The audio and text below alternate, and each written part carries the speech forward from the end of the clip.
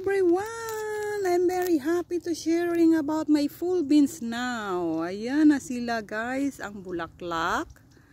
Wow! Ayan na siya. Diba? Purple yung bulaklak niya guys. Ayan. Oh, diba? Ang haba na nila. Ginawan ko sila ng sariling. Alam.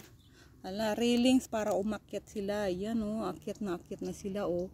Ayan, ang saya, diba?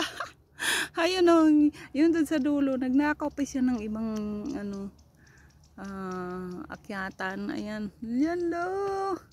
Ang lalaki na nila guys. Ayan. So, wateringan ako.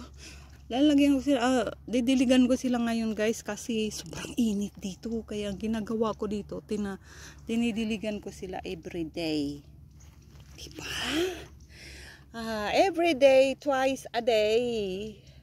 Morning and afternoon. Nakikita nyo naman guys. Diba?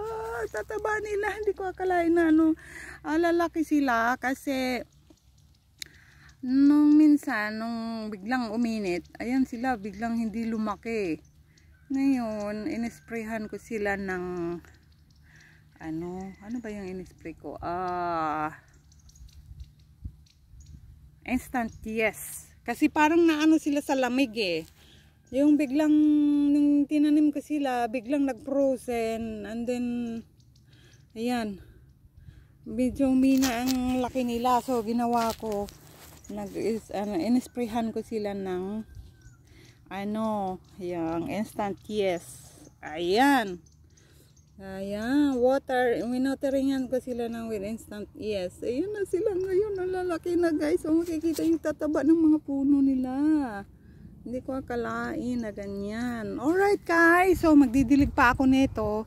Ayan, so thank you so much for watching my video, and don't forget to follow guys. Ayan, hanggang sa mamumunga na sila. Ayan, ma-update ko kayo.